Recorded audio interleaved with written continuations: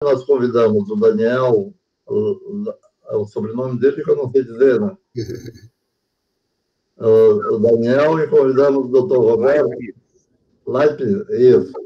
E o doutor Roberto, que é professor da Universidade Federal, eles vão conversar um pouco conosco sobre a participação comunitária no desenvolvimento da cidade.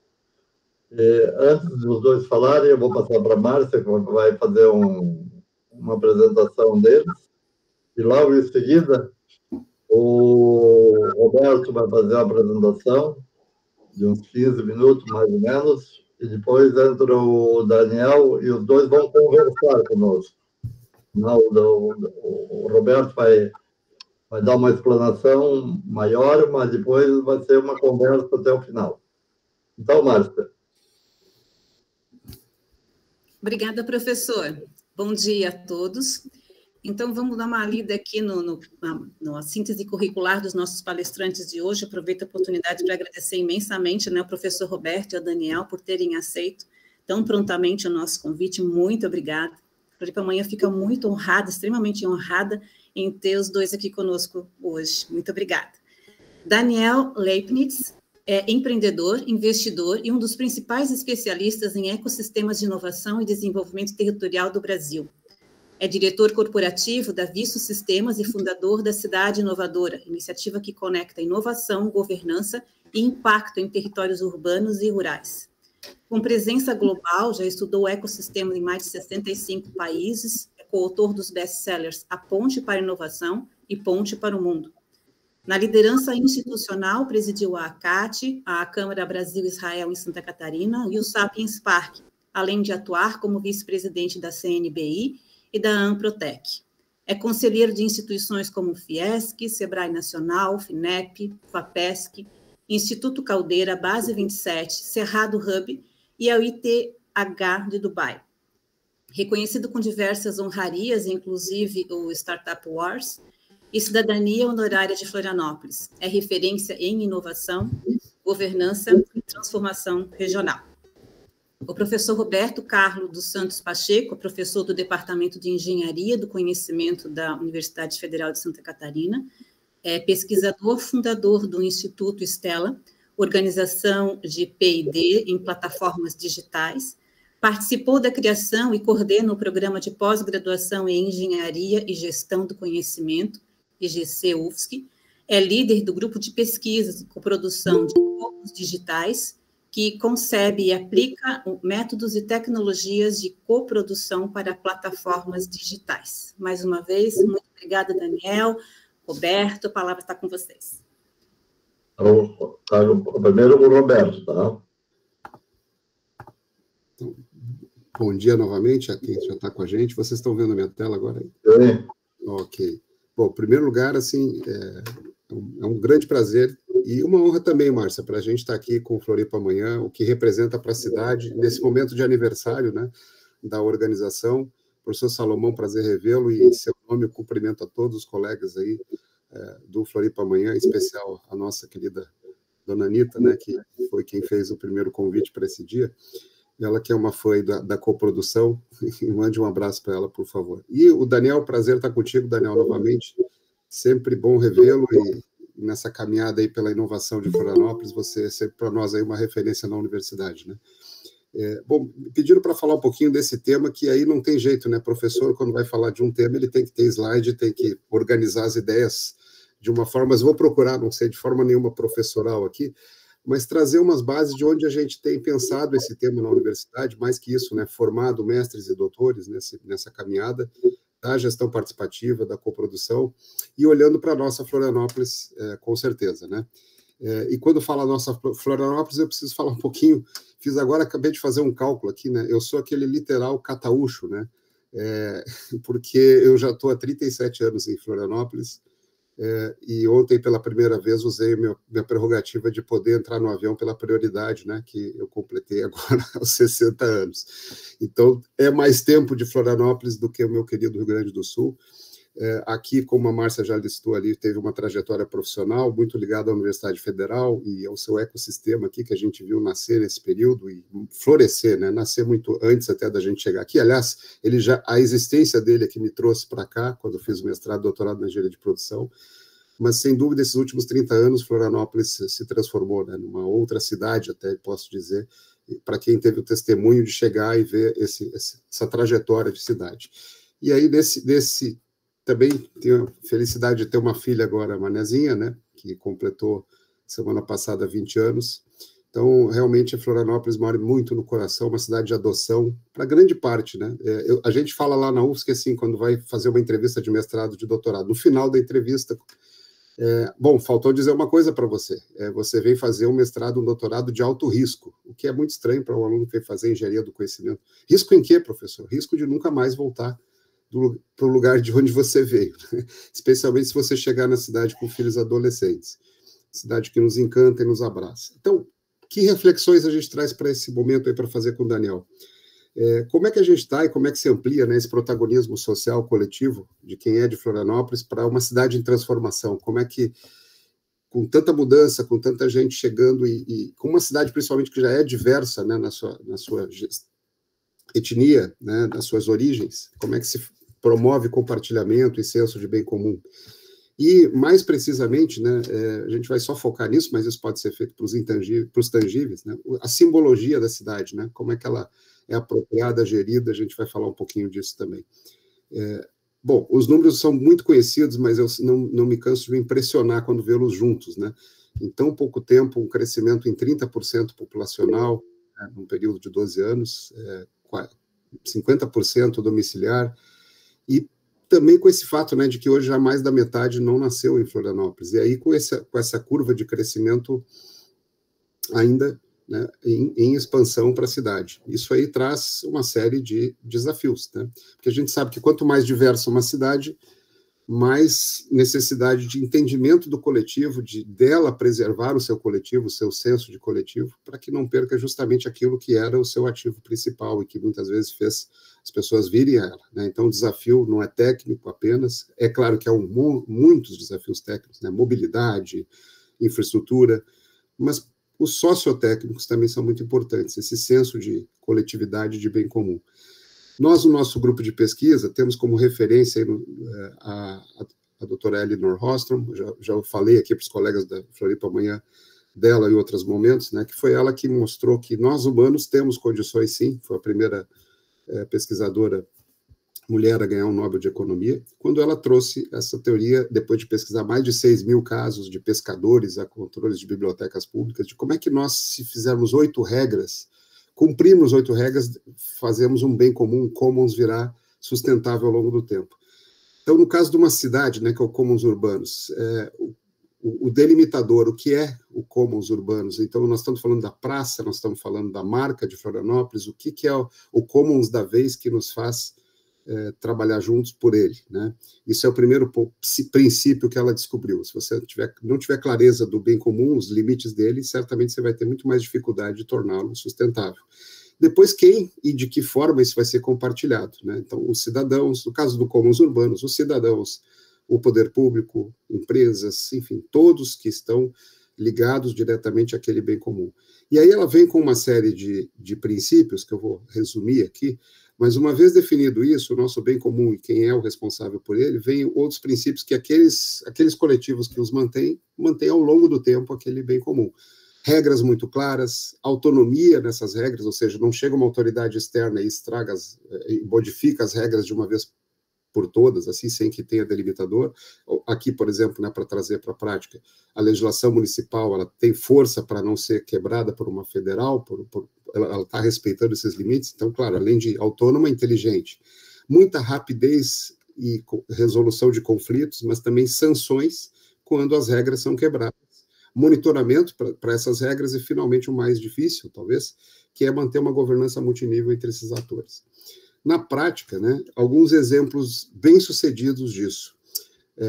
a nossa conhecida Barcelona, né, que buscou implementar na cidade mecanismos de coprodução, cogestão, conselhos locais, plataformas de cidadãos, a participação das ONGs. Eu vou dar um pequeno exemplo recente, né, a partir do ano que vem não tem mais Airbnb em Barcelona, né, porque a cidade decidiu que isso causou uma pressão imobiliária muito grande, custos muito altos, e quem é de Barcelona não está conseguindo, está indo para as regiões, para as cidades metropolitanas em volta, então o custo imobiliário cresceu e a cidade, por esse mecanismo de governança, toma decisões desse tipo, né? Então esse é um exemplo de commons urbanos muito conhecido mundialmente. Para falar de marca, né, um interessante é o da marca Amsterdã, né? Então foi uma marca turística, ela nasceu naquele coletivo para a promoção da cidade, mas gerou problemas no início, né? E aí houve a necessidade de se repensar o uso da marca, de colocar também a sociedade em torno de um programa de governança, e aí houve revisão de normas, fortalecimento desses compromissos no uso da marca. Então, é um exemplo de commons urbanos intangível, né, que a gente também precisa cuidar quando fala da cidade. O nosso caso aqui, Florianópolis, né, acho que todos lembram aí, lá no início da década passada, houve esse concurso, né, o professor Salomão da UFSC que coordenou esse processo, à época, da marca. Houve uma marca por um período, agora temos uma nova marca revisitada. Aqui já tem uma reflexão, né, se a gente tem continuidade na definição dos nossos commons e como eles evoluíram enquanto governança. O fato é que a gente tem, quando cria um símbolo intangível, também pensar na governança.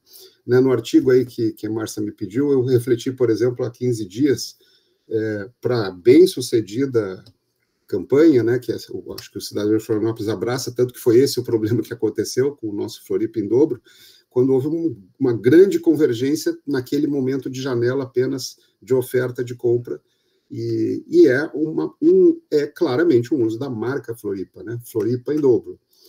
Como é que está a governança disso, né? Quem coproduziu, como é que... Então, a gente soube que houve um problema, inclusive, técnico, né, nessa questão, mas o fato é que, acho que, dando como exemplo, né, se você tem a marca Floripa e eu tenho um uso comercial para ela, onde está o regramento, onde está a minha responsabilidade, porque, afinal, utiliza esse ativo que é muito importante para a cidade, que é o seu próprio nome, né? Então, isso aí requer uma governança, um exemplo que a gente já sente, assim, um hiatozinho da governança de como a marca tem que ser colocada. Mas aí tem as boas notícias, eu vou já para o finalzinho aqui, né, para a gente conversar. Eu acho que o histórico de 20 anos do Floripa Amanhã, né, com trazer representantes dos diferentes setores da sociedade, abrir diálogos constantes de comunicação e conquistas, né, como é a cidade criativa da gastronomia, né, a marca Unesco para isso. Então, que tem tangibilidade no intangível, é verificável, traz para o cidadão de Florianópolis um senso de pertencimento. Então, de onde vem, como se mantém, novamente aqui exemplos positivos de que é possível, sim, mesmo nos intangíveis, criar símbolos para a cidade. Poderíamos falar de vários deles, né? A nossa história, por exemplo, de carinho e promoção da ponte de Florianópolis como símbolo. Então, são muitos exemplos, mas acontecem normalmente, pontualmente, e não necessariamente cumprindo lá os 8 princípios de commons urbanos. Para fechar aqui, com a permissão de vocês, um pequeno comercial, mas também um agradecimento, né? Porque isso aqui nasceu muito, o professor Salomão, o Márcia vão lembrar disso, lá em 2022, plena pandemia, nós lançamos o programa SEURS, Capacitação e Estudos Urbanos Regionais para Sustentabilidade, uma promoção financiada pelo Ministério da Ciência e Tecnologia com recursos da emenda parlamentar da deputada Ângela Minha, à época. Nós chegamos aí, para dar notícias recentes, a mais de 1.200 capacitados no país, em agentes municipais, em como levar os ODS para a sua cidade, né, os Objetivos de Desenvolvimento Sustentável. E do SEURS também nasceu uma metodologia que agora estamos aplicando na Anatel. Ontem foi o nosso 3º seminário, agora a gente vai para a fase de capacitação dos 1.000 funcionários da Anatel em ODS para telecomunicações, né? Então, como é que os Objetivos de Desenvolvimento Sustentável se projetam como um bem comum a ser alcançado quando você atua num setor, que é o caso da Anatel, ou quando você vê a cidade como teu bem comum. Então, esse tem sido hoje o principal projeto onde a gente trabalha, não no sentido de levar as soluções, mas sim a capacitação para que as próprias agentes municipais procurem as melhores soluções, né? Esse é o objetivo do SEURS, e aqui a gente não só trabalha nos 8 princípios da Ostrom, mas aplica eles no processo de capacitação. eu acho que eu fiquei no tempo que eu pensei, para a gente poder conversar mais tempo sobre tudo isso, principalmente com o Daniel aí, que eu estou... já faz um tempo, inclusive, que eu estou para convidar esse moço para a gente fazer um diálogo aí de aproximação universidade e ecossistema, ainda maior do que já temos, Daniel. Quem sabe hoje... Vamos embora, estamos aqui à disposição. Bom, pessoal, bom dia. Estou muito feliz aqui, né? Falei para Márcia, né? Para Salomão, né? Admiro muito a Anitta, né? E todos vocês aqui, né? Que participam, né? Do Floripa Amanhã, né? Como o Roberto, né? Também a minha família migrou para cá quando eu tinha 15 anos de idade, hoje eu tenho 51, né? E eu tenho um fato muito assim, peculiar, que chegou um determinado momento da minha vida que eu falei, olha, não é que eu não me sinto mais da terra onde eu nasci, mas aqui é o meu lugar.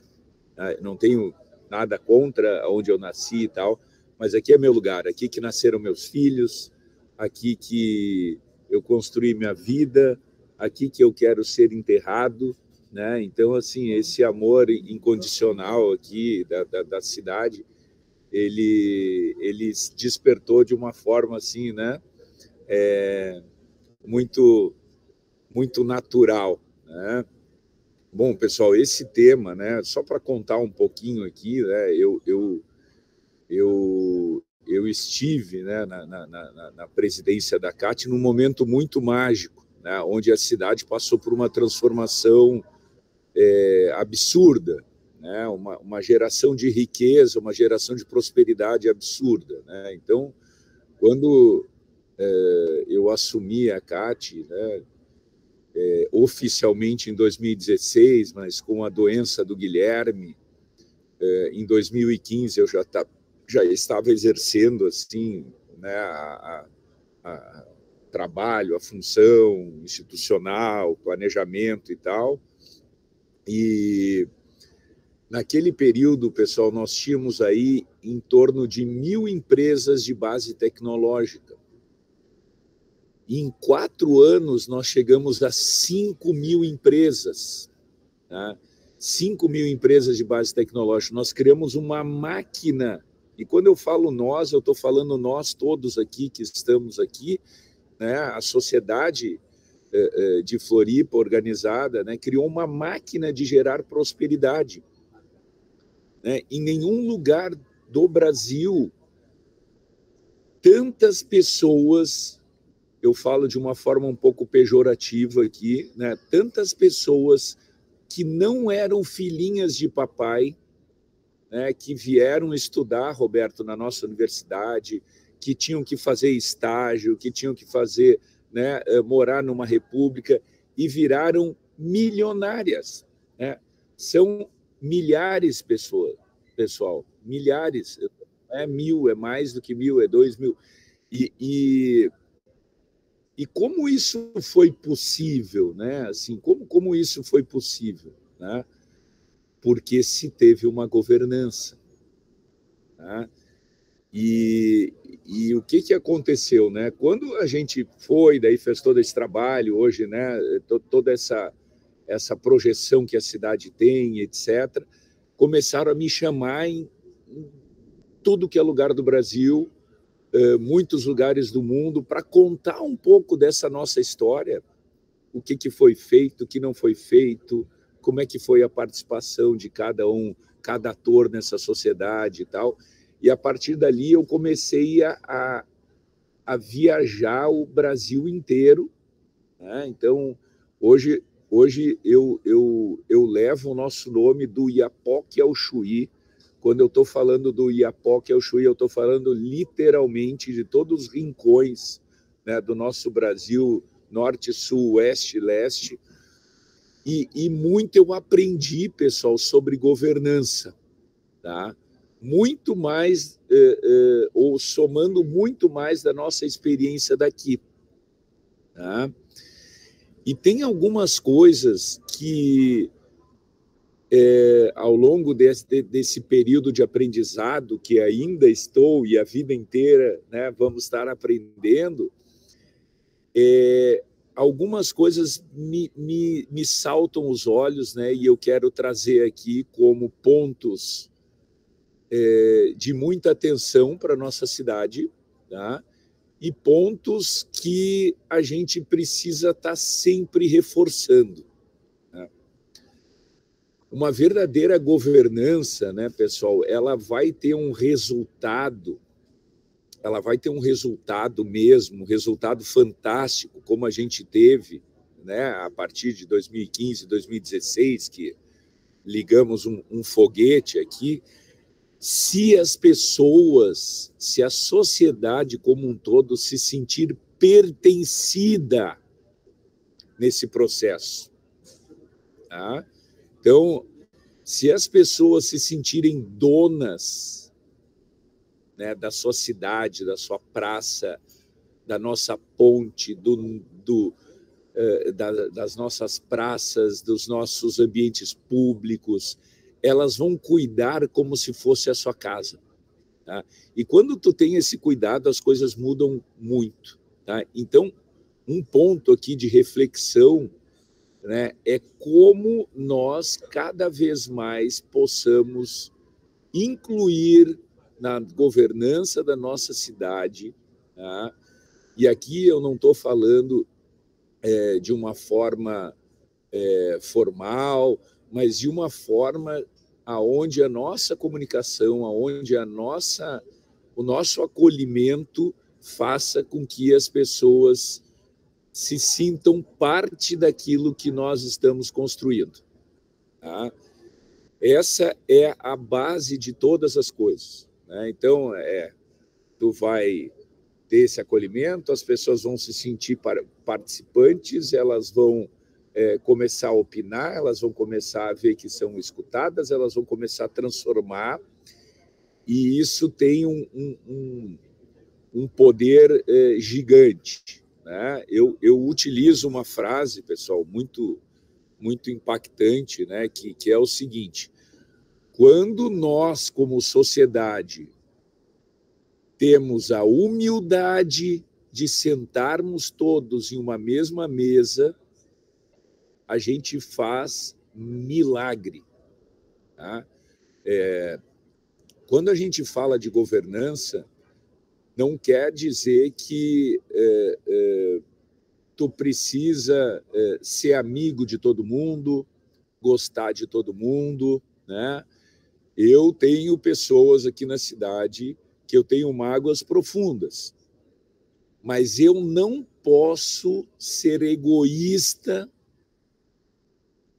de travar algum trabalho, né, de deixar de participar de algum trabalho, né, pensando só em mim. Né? Eu preciso pensar em que cidade a gente vai deixar aqui para os meus filhos, para os meus futuros netos, né? O que a gente quer construir, e seria muito pequeno nós sermos guiados por vaidades que todos nós temos, vaidades e egos que todos nós temos, né? Mas que a gente precisa ter uma maturidade e uma humildade de construir efetivamente isso, independente das nossas diferenças. Tá? Então, isso é um ponto muito, muito importante, assim, que o que acaba destruindo, né, a construção de cidades, de sociedades melhores, são os egos e as vaidades, pessoal. Né? E como nós aqui, como instituição organizada, podemos dar o exemplo, né, de vencer isso, né, que são sentimentos que todos nós temos, e não vamos deixar de ter. Tá? Mas a gente precisa trabalhar para que isso não interfira, né, na construção desse futuro. Né? Uma coisa que a gente também tem que tomar muito cuidado, que é um dos perigos, né, desse futuro que a gente vê sendo construído por aí, a gente reforçar esse nosso engajamento ao associativismo. Eu penso que o nosso Estado ele tem uma característica ímpar, né, no Brasil, e que nós somos associativistas. Nós doamos nosso tempo para ajudar pessoas, para construir coisas, né? Nós aqui, como Floripa Amanhã, diversas outras instituições, nós temos que incentivar que cada dia mais a gente atraia jovens para estar participando com a gente, né? Pessoas mais novas, né? Esse Floripa do futuro que a gente vai construir, né? Isso é uma... Não estou me referindo aqui, pessoal, ao Floripa Amanhã, eu estou me referindo a todas as entidades, né? Todas as entidades organizadas, todas as instituições, passando da igreja, as instituições associativistas aqui, industriais e outras, né? Nós precisamos trazer jovens para estar conosco. Nós precisamos ter no conselho pessoas com menos de 23 anos. Essa turma aí pensa diferente da gente. Essa turma é ela que vai viver esse futuro que a gente está projetando. Então, nós temos que pensar e trazer. Tá? Isso é um problema que transcorre o Brasil inteiro. Tá? Transcorre o Brasil inteiro. E a gente precisa trazer e ver a visão dessas pessoas, né? Como é que elas estão pensando, como é que nós vamos ter. Então, é um outro ponto assim, muito importante, né, para a gente trazer em termos de governança. Né? Quanto mais as pessoas se sentirem pertencidas e participarem, né, mais potencial, mais poder vai ter tudo aquilo que a gente vai estar criando, né? Mais legitimidade vai ter natural. Né? Às vezes a gente se preocupa, né, muito em valorizar coisas de fora, né? Valorizar coisas de fora, eu acho que sim, a gente precisa estudá-las, a gente precisa compreendê-las, mas nós temos um valor gigante aqui, né? De pessoas muito valiosas, que têm muito conhecimento, né? E eu acredito muito que essa transformação que nós passamos aí na última década de forma muito acentuada, ela se deu, né? Que veio lá, Roberto, lá da década de 80, né? Ou lá, né, do professor Stemmer, lá atrás, na década de 60, desse nosso propósito muito forte de querer ficar na cidade onde a gente ama, né, de poder permanecer numa cidade que não tinha indústria, que não tinha oportunidade de emprego, né, até se tornar, como o Roberto comentou aqui no início, né, uma atividade de muito risco de querer ficar, né? Então,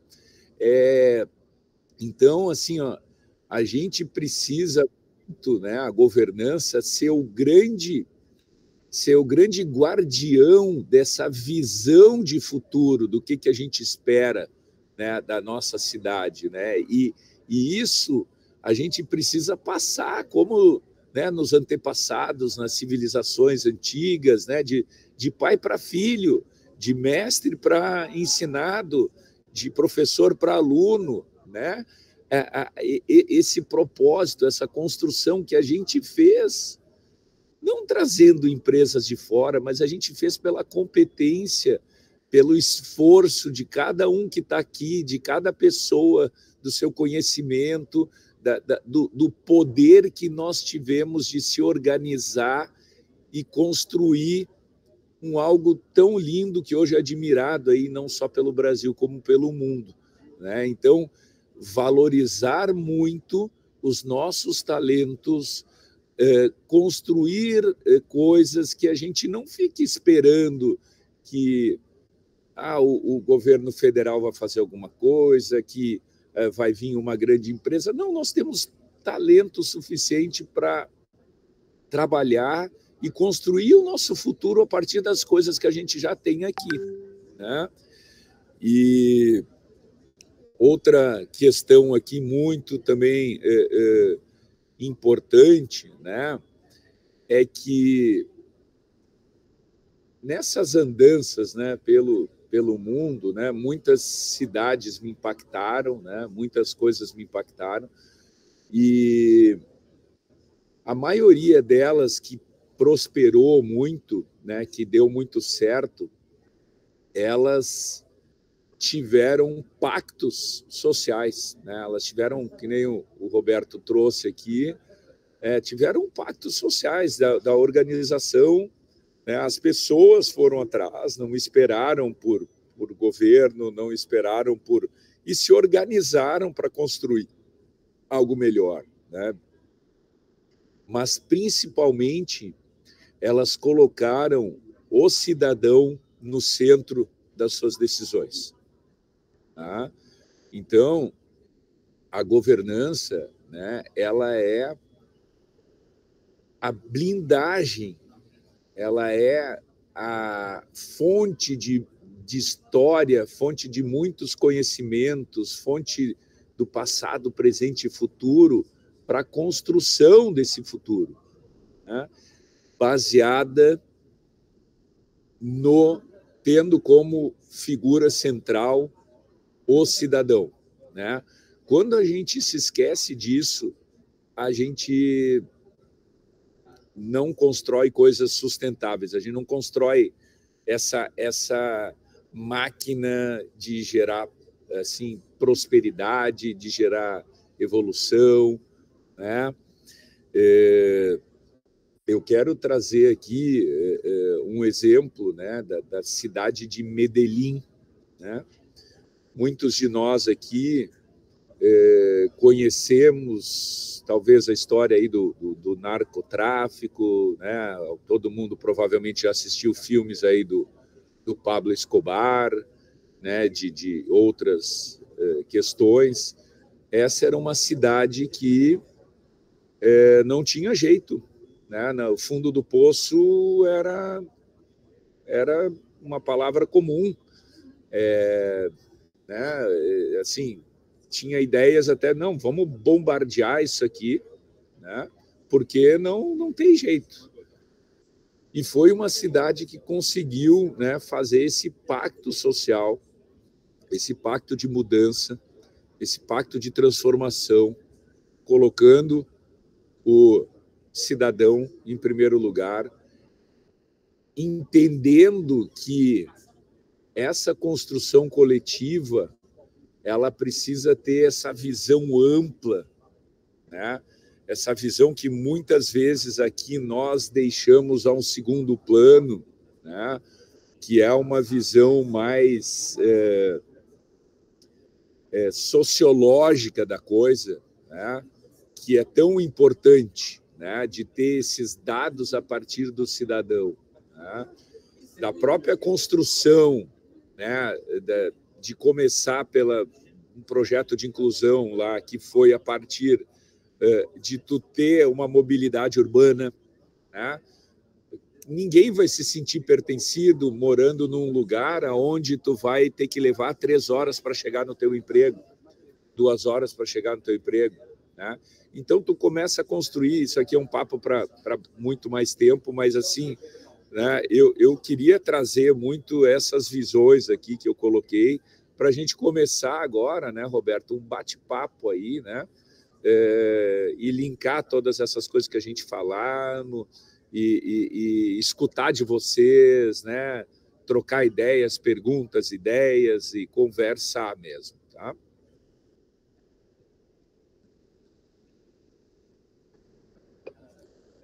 É isso. Vamos, Márcia. Obrigada. Na verdade, eu tenho uma pergunta, e uma pergunta até para ambos, assim, né? Embora a gente perceba a consulta pública, né, a oitiva comunitária como uma prática relativamente aplicada nas cidades, né, a gente ainda enfrenta muitas dificuldades até para garantir que essa participação da sociedade seja efetiva e até qualificada, né? Como que a gente pode transformar, na opinião de vocês, essa lógica de escuta pontual, né, numa participação assim estruturada, permanente, e que ela realmente possa verdadeiramente contribuir ou ajudar nas decisões públicas? Assim, ao mesmo tempo, como é que a gente consegue equilibrar esse envolvimento cidadão, né, nessa necessidade que a gente tem da gestão pública de ser eficiente, de ser ágil, e assim, especialmente em momentos assim de crise e até em situações de emergência? Roberto, quer começar? Posso começar, mas posso dar uma sugestão também para a gente poder ouvir o mais possíveis de perguntas. A gente ouviu várias perguntas e eu posso pôr ali no chat. Primeira pergunta da Márcia, consulta pública, a gente passar uma geral e a gente depois... Então, tem o Renato, com a mão levantada, o doutor Jaime e o Venceslau. Pode ser, Renato? Oi, é para falar agora? Oi, estão me ouvindo? Por favor, Jaime, vai. Então tá. Olha, em primeiro lugar, eu gostaria de dizer, né, da felicidade de Floripa amanhã ter dois profissionais da envergadura, né, da estirpe do Roberto, doutor Roberto, doutor Daniel. Para nós é um prazer enorme, Roberto e Daniel. E a minha pergunta, de repente, tem um pouco a ver com isto, né? Floripa amanhã trabalha durante 20 anos tentando ter aquele olhar que os senhores colocaram para nós hoje, né, do amor do cidadão, do florianopolitano pela sua cidade. E trabalha também durante 20 anos sempre preocupado com o desenvolvimento da cidade, que esse desenvolvimento traga sustentabilidade e traga qualidade de vida para a cidade. E preocupado também com a riqueza que Floripa amanhã abre as portas, né, para os empreendedores que aqui se estabelecem. Só que, na minha visão, e eu não sei se é a visão de todos os meus colegas de Floripa amanhã, a nossa luta é um tanto quanto inglória. Eu vejo Floripa amanhã como uma organização muito singular dentro das organizações, né, que trabalham. Nós trabalhamos com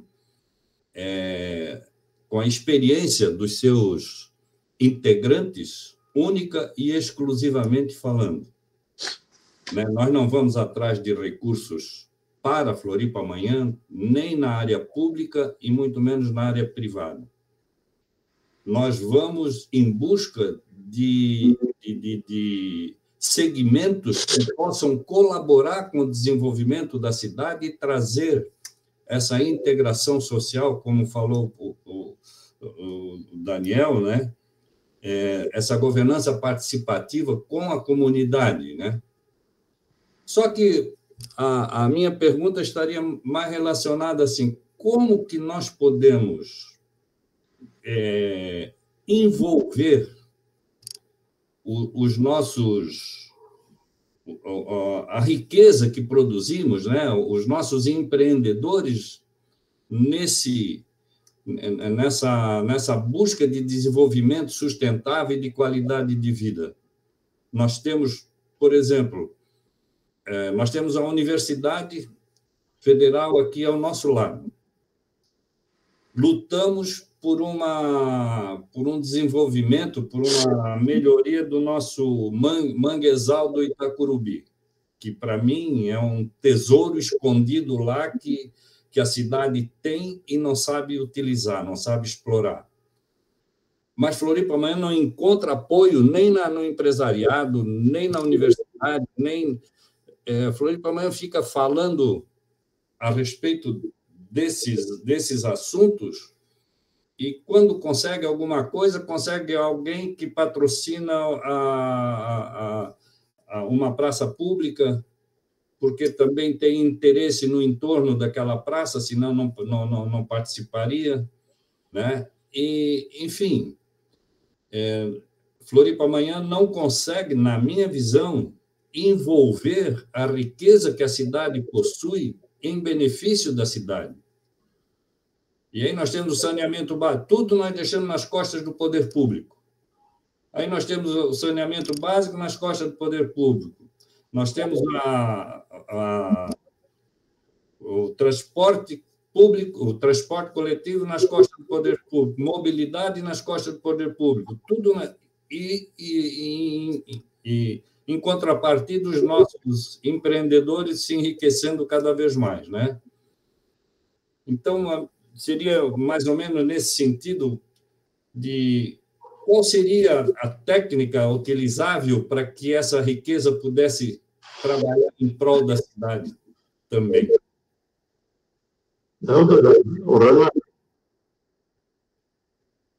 Oi, bom dia. Na verdade, eu tenho algo a acrescentar. Gostaria de agradecer ao Daniel pela fala, foi muito inspiradora. E eu cheguei meio recente na cidade, eu estou aqui desde 2019, então digamos que eu estou colhendo isso que vocês plantaram lá atrás. E, por exemplo, eu comecei trabalhando em contabilidade e depois eu abri meu próprio escritório de contabilidade. E quando eu abri meu escritório, eu trabalhando em casa, no home office, não tinha contato com muita gente exterior, assim. E foi aí que eu comecei a participar de rodadas de negócios, onde eu pudesse me apresentar e falar o que eu fazia. E eu percebi que tinha um movimento muito grande de rodadas de negócios. E em seguida eu comecei a participar mais da CIF, inclusive, e de rodadas de negócios da CIF. E hoje eu participo ali, sou nucleado da CIF Jovem, participo ativamente ali do núcleo. E eu sou, digamos que, fruto desse trabalho do associativismo. E por reconhecer isso e a importância, eu optei por promover uma própria rodada de negócios. Começou com uma festa de final de ano da empresa, que eu estava meio sem ideia assim, do que fazer. E aí eu falei, por que eu não convido todo esse pessoal que eu conheci nas rodadas de negócios que eu participei e monto uma própria rodada de negócio e boto todo esse pessoal para se vender. E aí eu fiz essa festa de final de ano, no final do ano passado, fiz mais uma edição no mês passado, e aí tem prevista uma próxima edição para o mês seguinte. É uma rodada de negócios, vai acontecer no dia 24/7, uma quinta-feira à noite, ali na CIF Centro. E digamos que isso é fruto disso que vocês estão construindo, né? E também é uma atividade que ajuda a conectar esses empresários que participam ativamente, porque só participa quem busca se apresentar e falar o que faz também, né? São 16 participantes que vão ter direito à apresentação, e aí essa rodada de negócios conta também com um talk, onde o empresário vai ter a oportunidade de contar a história de empreendedor dele. Na primeira edição, que foi aquela festa de final de ano da firma que eu comentei com vocês, foi eu que contei a minha história de empreendedor. Na segunda edição, foi um rapaz que participa ali da CIF Jovem, hoje ele é coordenador da CIF Jovem, e eu decidi abrir como sendo o formato da rodada de negócios. Então, começa ali com um cofezinho para receber o pessoal, depois eu apresento a rodada de negócios, depois tem esse talk com o empresário contando a sua história de empreendedor, em seguida a rodada de pitches, onde cada empresário... eu falo empresário, né? Mas é cada um que tem um produto ou um serviço para oferecer, tem a oportunidade de se apresentar. São 3 minutos, são 16 participantes para se apresentar, e aí tem vaga para até 20 pessoas para assistir o evento. E aí, se vocês quiserem, eu vou passar meu Instagram ali no chat, e aí tem o link para quem quiser participar do evento. É um convite para vocês.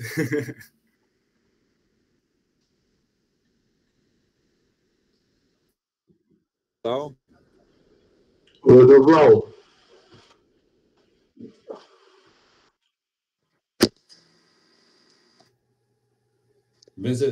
Sim. Eu que dar parabéns ao professor Roberto, ao professor Daniel, porque o Daniel, com 50 anos, já está na fase contemplativa. É muito bonito isso. Isso eu que estou com 70 anos, vou fazer 70 no mês que vem. E agora eu estou começando a entender que era uma fase maravilhosa da vida, quando está na fase contemplativa, né? Eu já passou aquela fase da luta, da batalha, veio contemplando as coisas. E nessa fase contemplativa, eu acho que a gente precisa trabalhar uma coisa muito importante, a diferença entre comunicação, que foi uma coisa que vocês dois fizeram, vocês comunicaram uma coisa, e propaganda. Então, uma coisa é propaganda da cidade e outra é comunicação. E acho que isso... E nada me entristece mais quando vejo propaganda de governo, quando me lembro lá do Camões, lá no Lusíadas, quando diz mares nunca dantes navegados, né? Ele começa aí com todo propaganda de algum governo, ele diz assim, ó, uma obra nunca feita, quilometragem nunca feita, isso aí nunca foi feito isso, né? O meu governo é o maior de todos, né? Então isso é uma pobreza de espírito tão grande, né? Então acho que um dos grandes problemas que nós temos que atuar é na comunicação educativa, né? Porque usar esses recursos de propaganda, mas com efeito educativo que atinge uma grande massa, ainda muito pequena, mas atinge, mas educar no dia a dia, né? Tratar bem o motorista, tratar bem fazendo a limpeza, tratar bem as pessoas humildes, dar um pouco de carinho. Isso teria que ser um grande símbolo da nossa cidade. Isso assistia da Europa, e cada um que descia do ônibus parava na frente do motorista e dizia bom jornê, sabe? Mas com deferência para aquilo. Aquilo me marcou muito, isso já faz alguns anos, mas nunca mais esqueci. Referenciando as pequenas atitudes e os pequenos serviços. Isso seria um diferencial, né, que nós temos que procurar isso, né? Florianópolis tem uma característica de atender bem as pessoas, tanto que vocês continuaram aqui, né? Mas isso tem que ser uma educação continuada, né? E isso tem que ver. Eu participei ainda há pouco, eu vou contar uma coisa para vocês, o pessoal agora, principalmente o Renan, aí deve estar entrando direto no IA, né, Renan? E que eu percebo, tem assim, uma certa preocupação, o que vai acontecer ou não, né? Então, assim, eu me lembro, lá em 76, eu estava lá na universidade e estava com uma calculadora que só fazia as 4 operações. Eu levei para a prova. Aí o professor me disse assim, eu não sei se eu vou poder deixar de tu usares isso, porque isso vai roubar teu raciocínio. Eu vou fazer uma consulta ao conselho. Então, porque, assim, claro, com o IA, né, eu tenho que mergulhar 6 meses, porque vão ter outros serviços, outras coisas, vai sobrar tempo para fazer outras coisas mais importantes, deixar o trabalho para o mecânico. Então é isso que eu gostaria de fazer, de comentar, os parabéns. Eu gostei muito, foi muito inspirador. Obrigado. Agora dá a palavra o Daniel e o Roberto. O microfone, Daniel.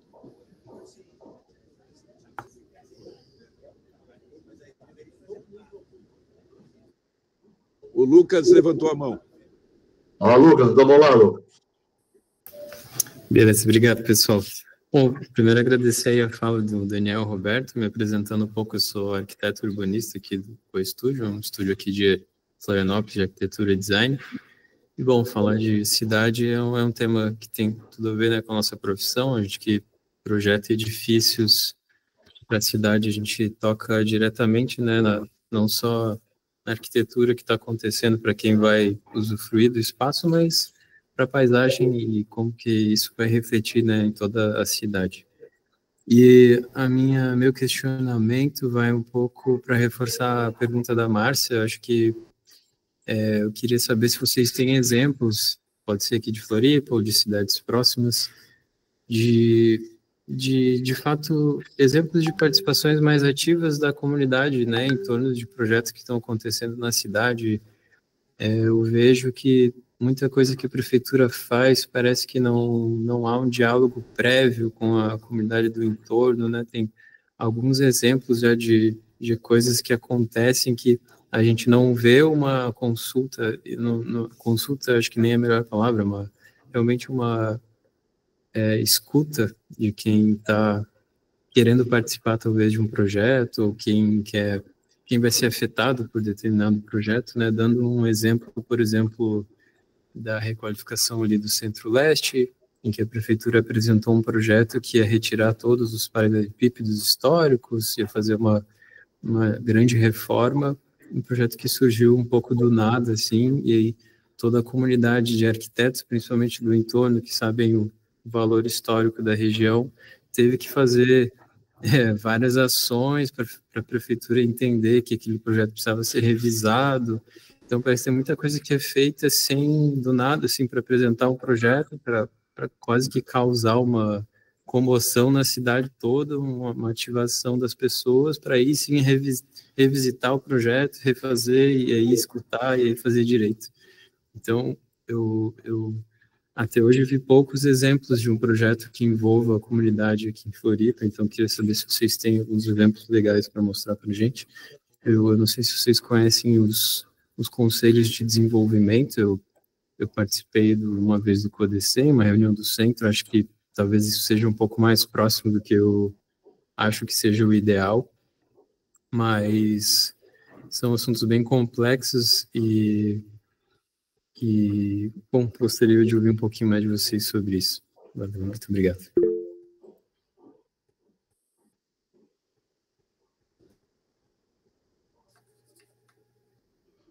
Roberto, posso começar, Roberto? Por favor, já temos uma listinha ali no chat. Estou acompanhando ela. Eu penso assim que a pergunta, né, a explanação da Márcia, né, ali, depois, né, do Jaime, né, do Lucas, elas passam muito dentro de uma mesma questão, né, que envolve ali a história do engajamento, né, do pertencimento, do senso de legitimidade dos projetos que estão sendo levados lá, né? Pessoal, né, hoje, né, como eu comentei, assim, tu precisa ter algo que nasça a partir do desejo de uma turma e isso seja engajado pelo resto, né? O que é um grande erro que está acontecendo hoje, tá? Também pelo Brasil inteiro, tá? Vamos se limitar ao Brasil. A gente tem iniciativas fantásticas, tá? E vamos pegar o nosso exemplo aqui da cidade, mas cada entidade está tocando aqui a sua, tá? Ou apoiando a do outro, mas apoiando assim, cara, com um pouco de ciúmes, não sei o quê, não botando, né? Não. Então, o que é o real motivo, né? E por que acontece isso? Porque geralmente é trazido por uma pessoa e não construído a partir da base, né? Não tem um encontro hoje com as lideranças de todas essas entidades para discutir de uma forma aberta, né? E a partir dali tu começar a levantar projetos que sejam escolhidos, né? Coletivamente, tá? Que sejam escolhidos coletivamente por todos, tá? Então, a partir do momento que tu cria um ambiente aonde tu trabalha na cidade, né, para que as pessoas possam trazer projetos novos ou apresentar existentes, e tu ter um fórum legítimo que envolva as mais diversas entidades ou representações públicas e institucionais, e possa, a partir dali, tu escolher projetos que vão ser levados para frente, tá? Quando tu faz isso, existe um senso de pertencimento, tá? Então, hoje, por exemplo, né, vou trazer um exemplo prático aqui que o Lucas pediu, Lages, né? Lages foi, no passado, uma cidade muito desenvolvida. E, ao longo das últimas décadas, foi perdendo o seu protagonismo, né? As pessoas lá com uma baixa autoestima, né, reclamando de coisas que não aconteceram, de coisas que perderam, até que chegou um período agora onde o movimento das entidades empresariais se juntou e começou a fazer um trabalho que envolve não só a cidade, mas como toda a Serra Catarinense. Construiu workshops para construir essa visão de futuro, chamando 500 pessoas da sociedade, de um bispo a uma entidade de ajudar cegos, da Associação Comercial Industrial, da CDL, do Rotary, e juntos começaram a construir uma visão de futuro única, com missões. Essas missões foram desdobradas e eles democraticamente escolheram 12 projetos, tá? Na qual eles vão executar, estão executando, tá? Usando uma série de metodologias e tal. E com isso, pessoal, envolvimento total das pessoas, das lideranças, da sociedade como um todo, das instituições, e uma escolha democrática daquilo que a cidade quer, sendo pragmática, né? Projetos, obviamente, que tenham recurso, que tenham liderança e que tenham entregas de curto prazo. Então, é possível sim fazer, mas a gente precisa ligar as coisas, unir as lideranças para fazer isso junto. Vou deixar o Roberto completar enquanto eu tomo uma água aqui. Perfeito, Daniel. Acho que assim, vou recorrer à ciência também para as questões bem complexas que foram trazidas. Tá? A gente analisa sistemas complexos, por exemplo, pela visão de SESB do Mário Bung, é o que eu estava pensando agora aqui. Uma cidade é um sistema complexo, onde você tem componentes, que são os atores que fazem dela uma cidade, os cidadãos, o poder público, a sociedade civil. Todos nós comentamos agora exemplos aqui dos chamados mecanismos, para ir por último. O que é um conselho municipal? Um mecanismo de você agilizar esses atores. O que é uma chamada pública, Márcia? Uma chamada pública é um mecanismo também. Os mecanismos, eles só vão ser efetivos se você tem a consciência coletiva que o Daniel estava falando agora do ecossistema, né? Então, enquanto nós nos sentimos pertencentes como atores e responsáveis por esse ecossistema, por este sistema. Então, eu realmente sou cidadão de Florianópolis quando eu separo o meu lixo, quando eu me preocupo ali com a minha... Começando por mim, como pessoa. Depois a minha organização. Então, o Jaime comentou missão organizacional do Floripa amanhã e como ele apoia na prática e as dificuldades que ele enfrenta. Normalmente, Jaime, são dificuldades de duas naturezas, né? Endógenas, a própria organização, de ter a consciência da posição dela no sistema, e de ambiente mesmo, ao tipo de missão que ela se propõe a fazer. Às vezes o ambiente não é tão... não está tanto na cultura do ambiente, o associativismo, que o Daniel muito bem lembrou. Então, quando a gente faz esse mapeamento sistêmico, né, e eu acho, Daniel, concordando com você, com a tua fala anterior, eu acho que as forças de atração de Florianópolis e de carinho, você colocou muito bem, de querer ficar em Florianópolis, fazer Florianópolis cada vez melhor, moveu pessoas e organizações e esse ecossistema nessa direção. Mas, de certa forma, meio inconsciente, né, no sentido de uma governança permanente que seja... inclusive a prova de marco regulatório, a prova de cultura democrática que, infelizmente, o Brasil está fragilizando, na minha opinião, né? Não só o Brasil, o mundo, né? A democracia está com um problema dessa representatividade. E, Márcia, eu lembrei, por exemplo, uma experiência feita na Europa sobre as chamadas públicas, foi a consciência cidadã. O que se fazia antes de chamadas públicas? Isso foi feito por universidades europeias. Conceito estatístico de representatividade, né?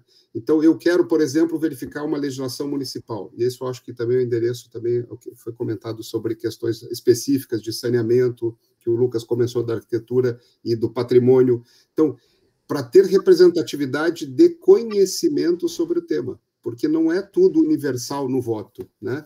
Então, quando você tem representatividade de conhecimento do tema, existe uma experiência europeia muito bem sucedida cientificamente para isso. Então, você faz experimentos antes de fazer a chamada pública, né? E esses experimentos precisam dos conselhos municipais. A discussão se a cidade está pronta ou não para uma discussão definitiva de uma legislação. Então, existe, sim, a ciência, de novo, já viu isso e mostrou que quando você vai... e é muito interessante a experiência, tá, para dar para vocês, a consciência cidadã, porque ela faz essa simulação de diálogo, não é dali que saem as decisões, mas o poder, a coletividade vê essa simulação de diálogo e vê se a gente está pronto para aquele diálogo se tornar permanente agora para uma definição ou se precisa mais tempo de entendimento. Leis difíceis como liberação do aborto foi testado assim. Então você tem representatividade da sociedade, tem quem defenda o sim por isso e quem defenda o não. E aí você observa as discussões e vê se estamos prontos para isso. Agora, tudo isso aí foi pré-redes sociais. Tudo isso aí foi a gente ter uma conectividade hoje onde cada cidadão tem sua voz e sua comunicação. Então, me parece, para fechar, é que a gente está, de fato, num momento, e eu gostei muito também que o Venceslau comentou da IA, né? Eu acho que nós não podemos perder de vista que nós estamos, sim, para usar uma frase batida já nesse momento, mas ela é verdade, tá? Nós não estamos em tempos de mudanças, nós estamos nas mudanças de tempos, com essas novas tecnologias e com a capacidade de conectividade cidadã. E só reforça a importância do diálogo de hoje de manhã. Senso de coletividade e de preservação do nosso bem comum, porque as forças externas e a conectividade agora se amplificam. E os agentes artificiais de conhecimento chegaram para participar disso também, né? Então,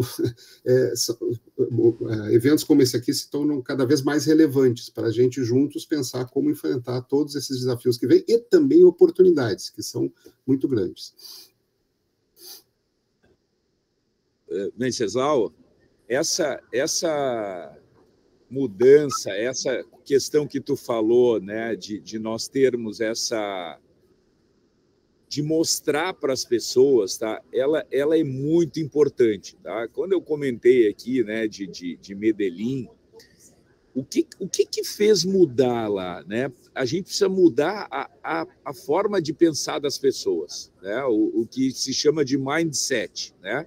E lá, o que eles trabalharam de forma muito clara? Uma coisa que é chamada educação cidadã, tá? Então, a gente tem a educação do português, da matemática, a educação dos princípios e valores em casa, né? Mas existe uma coisa que é a educação cidadã, que é aquilo que tu falou. E cada projeto lá que tu vai trabalhar, tá? 30% do orçamento dele, tá? Ele se dá ele é direcionado para comunicação, tá? Para as pessoas compreenderem, né, que eu vou dar um exemplo aqui, né? Na frente de uma escola, os pais vão lá e estacionam em fila dupla, né?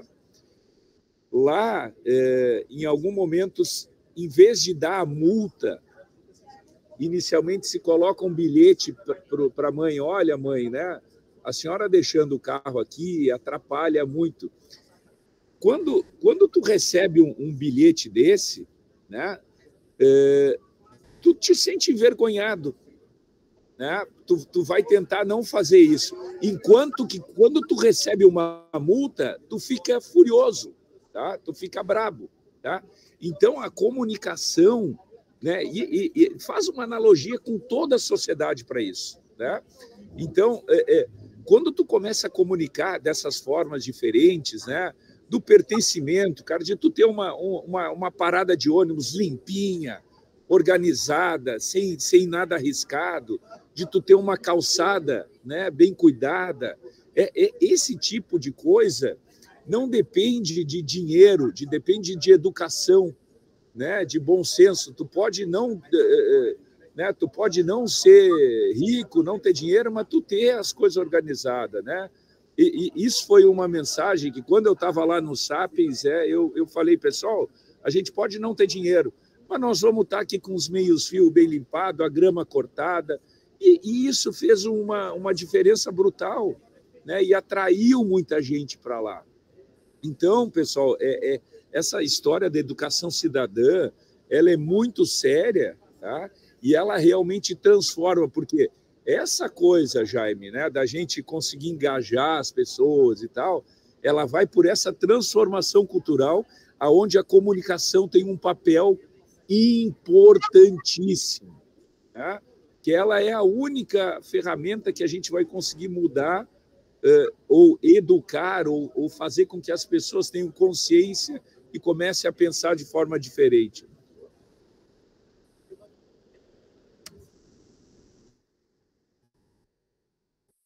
Legal. Professor Salomão, está com a palavra, está com o senhor, né? O senhor está sem som? Passei por a Márcia que está cortando meu som aqui. O Renato a mão levantada e a Dilva também. Só fazer uma breve contribuição a isso que o Daniel falou. É muito questão de comportamento, né? Às vezes você se preocupa com quanto dinheiro a pessoa tem ou com coisas materiais, mas às vezes tipo, é o comportamento que é relevante. E aí, voltando a... acho que foi o Venceslau que comentou a diferença de comunicar e propagar. Muitas vezes, tipo, o que a pessoa está falando, tipo, você não repara o tanto que a pessoa está falando, mas você repara no comportamento dela, na forma dela agir, sabe? Então, você tem que se preocupar muito mais com o comportamento, porque ele diz muita coisa também. Era essa a contribuição. Dilva. Então, primeiramente, meu Deus, enaltecer e agradecer muito a participação do Roberto Daniel. Daniel não lembra de mim, mas eu lembro dele garoto, já pequeno. Eu lembro, sim, eu lembro, sim. Os pais muito queridos, e olha, que maravilha te ver assim tão bem. Meus parabéns. E queria também aproveitar, assim, ó, Renan, eu achei maravilhoso o depoimento dele, né? Então, a coragem, e ele inspirado em coisas que ele já tinha participado, hoje ele é um promotor, né? Ele é um promotor de eventos e, com certeza, algumas pessoas vão ter outras oportunidades também. E, Lucas, quero falar para ti de uma experiência nossa, né? A gente tem um movimento aqui na nossa rua, e o grande sonho da nossa comunidade é ver a nossa Praça Esteves Júnior revitalizada e adotada, né, por alguém. E nós estamos lutando por isso desde 2019. E o que aconteceu? A gente teve uma madrinha, digamos, não uma madrinha política, não, mas uma pessoa que se sensibilizou por esse nosso projeto e nos apresentou a Univale, que está fazendo um projeto para essa praça. E esse projeto, ele é participativo. A comunidade, a gente reuniu pessoas, convidou, né, pessoal aqui da rua, da redondeza também, e eles manifestaram o que eles gostariam de ter nessa praça. Então, a partir daí é que está sendo feito esse projeto. Então, agora quero dar uma boa notícia, principalmente para o professor Salomão, porque eu sei que ele também torce muito para que isso aconteça, é que essa semana, não, aliás, na sexta-feira passada, eu tive a notícia de que essa praça já tem um adotante. E é uma pessoa muito poderosa, uma empresa muito poderosa, que ela realmente está comprometida não só com a nossa praça, mas com a Praça dos Namorados também, e o Largo São Sebastião. E aí, quando esse projeto, que provavelmente agora eles vão apresentar no início de julho para nós, a Univale já está trabalhando nisso há 1 ano, mais ou menos, tudo isso demora, né, gente? Porque também é um trabalho voluntário, nós não estamos pagando por esse projeto, né? Então, já passou por algumas revisões, já apresentaram um pré-projeto, a comunidade apresentou outras sugestões, e assim eles estão ajustando. Então, agora, no início de julho, provavelmente eles vão apresentar o projeto, digamos, quase que definitivo, e aí nós vamos convidar esse adotante para ele participar dessa reunião, e a partir daí eu acho que a gente também vai trilhar um caminho mais exitoso. Mas então, e também acredito nisso, tudo começa pela nossa educação. Então, tem uma frase que eu gosto muito de usar, porque eu ouvi isso na minha vida: o que tu fazes me fala tão mais alto que não me deixa ouvir o que tu dizes. Eu acho que é isso, é nossos pequenos gestos, né? Na nossa educação, a gente se revela quem efetivamente nós somos. Mas, então, temos que investir na educação básica mesmo, né? Olha, mas parabéns, achei esse encontro simplesmente maravilhoso, e que bom, né? A gente ter essa oportunidade de ouvir coisas tão importantes que nos inspiram cada vez mais. Tá bom? Maravilha, parabéns, viu, Daniel? A tua luta está dando frutos. Vai, depois eu lhe conto quem me deu a notícia. É urbana, né? Ai, ai. O Joaquim. Deixa eu... Estão ouvindo? Não. Sim. Bom, eu cheguei atrasado, mas eu acho que deu para entender do que vocês estão falando e tentar dar alguma contribuição, né? Eu queria cumprimentar particularmente o professor Roberto, né, que eu já tenho assim, uma grande admiração por ele, assim como tenho também com relação a Daniel. Então, é um privilégio estar aqui nesse grupo agora discutindo esse assunto. Mas o Daniel falou, para mim, uma palavra-chave, que é a questão de mindset, né? A gente depende dos políticos, né? E agora se a gente vê os políticos que estão hoje no poder, o mindset deles é de, no mínimo, 20, 30 anos atrás. Quer dizer, nesse período, quer dizer, o mundo mudou drasticamente e eles continuam com a mesma cabeça de épocas passadas. Não é? Eles não sabem o que é governança, não sabem que governança depende muito de comunicação, não é? Que eles não sabem fazer essa comunicação. E a gente tem hoje exemplos dessa falta de governança e de comunicação, que é o atual governador. Quando eu participei do CONDES vários anos, e sempre nós fomos recebidos pelos governadores, e os governadores participavam de nossas reuniões.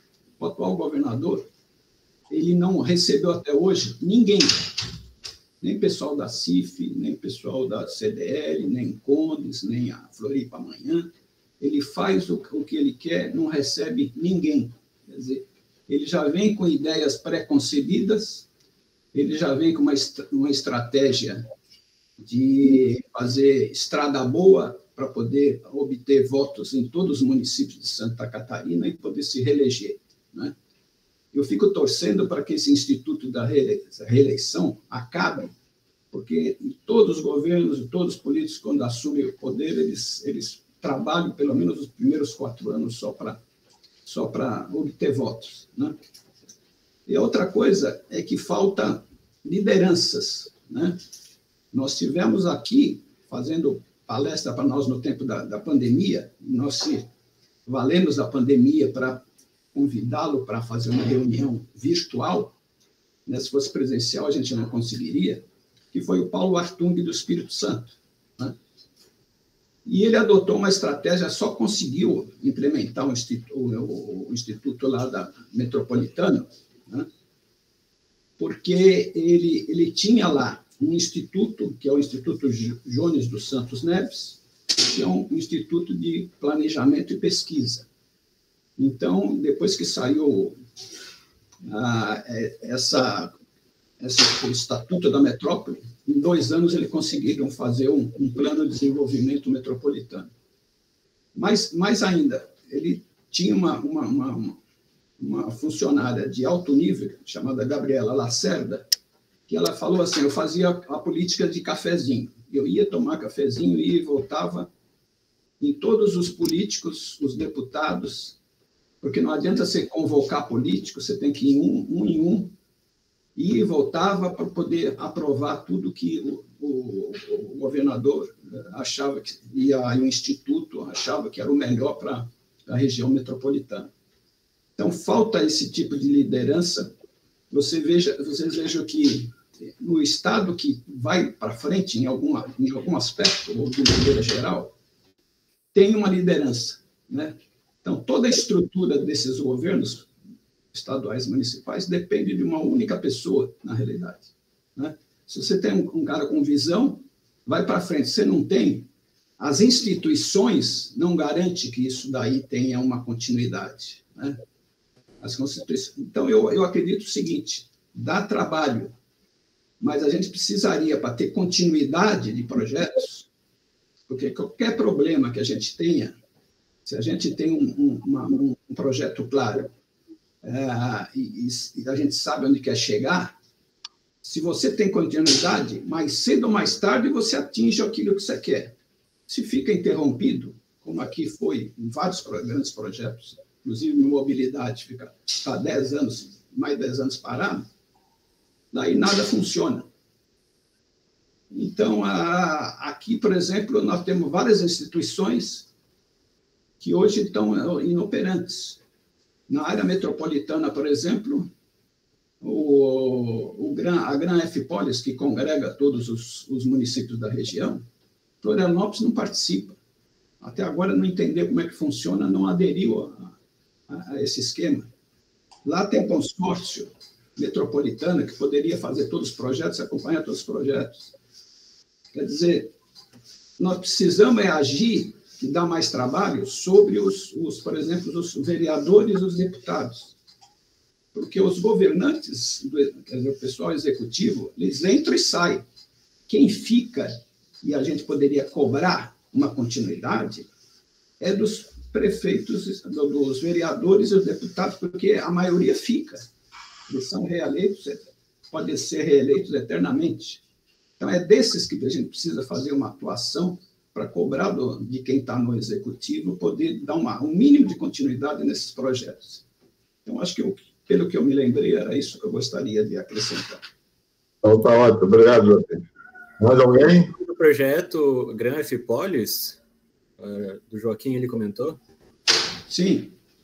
Que falta alguém de Florianópolis para participar, você comentou? Como? Que você comentou que, tipo, faltava alguém de Florianópolis para participar? Alguém de Florianópolis? Sim, porque é um grupo de prefeitos da região metropolitana. Agora, o prefeito de Florianópolis ainda não aderiu nem ao Gran F-Polis, nem ao consórcio intermunicipal, que poderia cuidar do planejamento e execução de projetos a nível metropolitano. Não, tá bom. Roberto, mais alguma coisa, Roberto? Isso, Renan, porque todos os grandes problemas que a gente tem não podem ser tratados como de Floripa. Tem que ser tratados como questão metropolitana. Consegue passar teu Instagram ali no chat? Aí a gente conversa depois, a gente pode marcar uma videochamada. Ou o contato, WhatsApp. Eu te deixo o contato, porque estragando não uso muito, não. No teu campo. A sua geração. Então, tá lá. Vamos lá, Roberto. Bom, primeiro cumprimentar o Joaquim, prazer revê-lo, Joaquim, né, que nos ajudou muito aí no CEURS. E acho que, assim, agradecer, né, estamos chegando ao final aqui, mas quero dizer que todas as questões que a gente está tratando, elas, para mim, têm um ponto comum, que é exatamente o senso de bem comum que a cidade nos proporciona, e todos os demais itens desafiam a partir daí. Eu gostei muito do que o Daniel falou sobre a educação cidadã, talvez seja o ponto de partida. Agora, toda educação tem base em propósitos, né? Então, o nosso propósito de ser melhor cidadão, de ser melhor pessoa, de ter uma melhor cidade, de ter... Eu acho que essas são as bases das comunidades todas ao longo da história da humanidade, e Florianópolis, eu acho que queria só concluir declarando realmente o fato de que, a exemplo do Daniel, também sinto aqui, Daniel, a minha cidade e o meu espaço, e acho que Floripa amanhã eu quero concluir da minha parte deixando não só uns parabéns pelos 20 anos, mas um agradecimento mesmo. Acho que a cidade precisa reconhecer que esse movimento que o Floripa amanhã faz de forma voluntária e que mantém a cidade em discussão em torno dela mesma, é fundamental, tem que continuar, e isso é muito importante. Então, é um prazer e uma honra para a gente estar fazendo parte dessa companhia sempre, e é para agradecer a todos aqui pelo tempo também. Estamos juntos. Ótimo, muito obrigado. Daniel? Pessoal, agora está com bastante barulho aqui, mas foi uma honra estar aqui, né? Deixei ali meu Instagram para quem quer conversar comigo, né? Todo dia eu estou levando um conteúdo, né, nessa linha aqui no ar, e estou à disposição de vocês, né? Sou um grande fã do movimento, e é isso. Tenham um ótimo dia. Ótimo. Então, nós queremos agradecer imensamente a participação do Daniel e do Roberto nesse encontro. Foi extremamente produtivo. E agora cabe a nós ver todos os exemplos que a gente já tem e encaixar dentro do que eles esperam. Né? Exemplos que a gente já fez ou que a gente pode fazer. Para nós é muito enriquecedor. E eu passo a palavra ao doutor Jaime para fazer o fecho da reunião. Professor Salomão sempre me deixa essa obrigação. Eu já tenho que pegar um tema e decorar um fechamento da reunião, né, para ela ser um pouco mais. Mas eu gostaria, professor Salomão, de, em seu nome também, agradecer aqui a presença do Renan Henrique e do Lucas Passo, porque eles estão aqui exatamente assumindo aquele papel que o Daniel colocou, né? Floripa Amanhã é um movimento que vem há 20 anos com inteligências e muitas experiências que essa juventude precisa absorver e levar à frente, né? E são jovens, assim, sempre nas nossas reuniões eu fico muito empolgado quando eu vejo a participação desses jovens, né? E Floripa Amanhã está caminhando, né, professor Salomão, por uma via de captação dessa juventude para dar continuidade, né, a um trabalho árduo, complexo, difícil, como a Dilva colocou, né, que Dilva é uma pessoa espetacular quando ela vê a perspectiva de algo bom, ela não desiste e vai em frente, né? Vê que ela está desde 2019 lutando por aquela praça, né? E está conseguindo êxito. E Dilva, para nós, esse teu depoimento hoje também foi muito estimulante, né? E ao professor Roberto e ao Daniel, eu só vou repetir a felicidade de Floripa Amanhã tê-los hoje aqui conosco, né? É muito, não só gratificante, como enriquecedor, né? Dos nossos propósitos.